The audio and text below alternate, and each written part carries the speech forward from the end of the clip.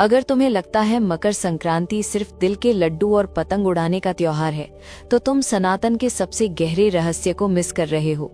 क्योंकि ये वो दिन है जब भगवान नहीं, ब्रह्मांड दिशा बदलता है, जब सूर्य देव अपनी चाल पलटते हैं और उसी क्षण मनुष्य के भाग्य का पहिया भी उत्तरायण की ओर घूमने लगता है।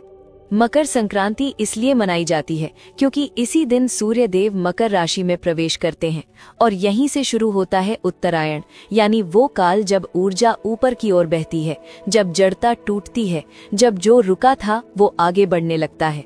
और यही कारण है कि सनातन धर्म ने इस दिन को जागरण का पर्व माना, न कि केवल उत्सव का। यही वजह है कि मकर संक्रांति बाकी त्योहारों की तरह चंद्र तिथि से नहीं बल्कि एक फिक्स तारीख पर आती है। और इस साल ये पर्व 14 जनवरी 2026 को मनाया जाएगा, क्योंकि सूर्य समय का राजा है, उसकी गति नहीं बदलती, और जब सूर्य सीधा चलता है तो जीवन को भी सीधा चलने का संदेश देता है। इस दिन तिल और गुड़ क्यों खाया और बांटा जाता है? क्योंकि तिल शरीर को ठंड से बचाता है और गुड़ वाणी को मधुर बनाता है। यानी सनातन साफ कहता है कि जीवन कठिन हो सकता है, मौसम सख्त हो सकता है, लेकिन इंसान का व्यवहार कभी कड़वा नहीं होना चाहिए।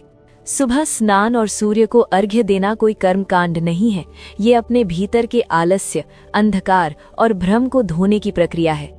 क्योंकि सूर्य को जल अर्पित करते समय मनुष्य अपने अहंकार को नीचे और चेतना को ऊपर करता है। इस दिन क्या करना चाहिए? दान करना, मीठा बोलना, किसी नए नियम या अनुशासन की शुरुआत करना, क्योंकि उत्तरायण में शुरू किया गया संकल्प लंबे समय तक टिकता है। और क्या नहीं करना चाहिए? झगड़ा, नशा, अपशब्द, ईर्ष्या और अहंकार, क्योंकि मकर संक्रांति सिखाती है कि जैसे सूर्य दिशा बदलता है, वैसे ही अगर इंसान अपनी गलत दिशा नहीं बदलेगा तो आगे का पूरा चक्र व्यर्थ चला जाएगा। मकर संक्रांति सिर्फ त्योहार नहीं है, ये सनातन का चेतावनी दिवस है कि अब अंधकार का समय पूरा हुआ। अब या तो तुम ऊपर उठोगे या फिर पीछे छूट जाओगे। और यही वजह है कि ये पर्व हजारों साल बाद भी उतना ही शक्तिशाली है, उतना ही प्रासंगिक है और उतना ही खतरनाक रूप से सच है।